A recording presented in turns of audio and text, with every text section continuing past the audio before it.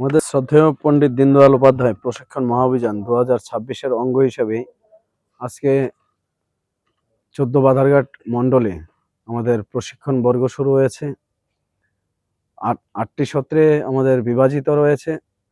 আমাদের ভারতীয় জনতা পার্টির প্রশিক্ষণ বর্গে আমরা দেখতে পেয়েছি মূলত এখানে রাষ্ট্রের উন্নয়ন, রাষ্ট্রের ভাবনাটাই এখানে অগ্রাধিকার পাচ্ছে।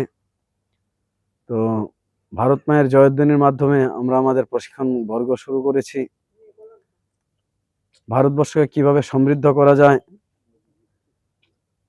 একাত্ম মানবতাবাদের মাধ্যমে অন্তোদয়ের যে চিন্তা ভাবনা, সমাজের অন্তিম ব্যক্তি পর্যন্ত কিভাবে আমরা পরিষেবা পৌঁছে দিয়ে সামগ্রিক উন্নয়ন ঘটানো যায়, সেই লক্ষ্যকে সামনে নিয়ে এই ভারতীয় জনতা পার্টির যে প্রশিক্ষণ কর্মশালা, প্রশিক্ষণ বর্গ, আমাদের উদ্দেশ্য একটাই যে ভারতবর্ষের অন্তিম ব্যক্তি পর্যন্ত উন্নয়নকে পৌঁছে দিতে হবে। ভারতবর্ষের যশস্বী প্রধানমন্ত্রী নরেন্দ্র মোদীর নেতৃত্বে যে বিকশিত ভারতের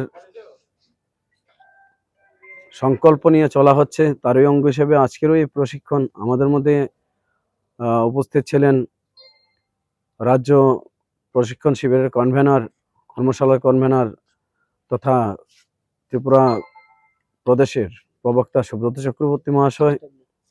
উপস্থিত রয়েছিলেন আমাদের সম্মানিত বিধায়িকা সুশ্রী মৃণালিনী সরকার মহোদয়া।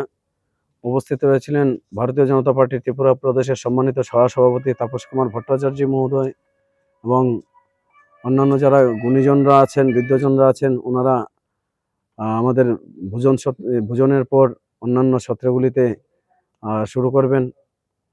তো আমরা সকলের প্রতি এই প্রশিক্ষণের স্থল থেকে ভারতীয় জনতা পার্টির যে বলিষ্ঠ চিন্তাভাবনা দেশ গঠনে, প্রতিটা মানুষ একাত্ম মানবতাবাদে দীক্ষিত হয়ে অন্তর্দয়ের ধারণা পোষণ করে ভারতবর্ষকে সমৃদ্ধশালী করার পথে অগ্রণী ভূমিকা নিক, এই আমাদের আবেদন থাকবে।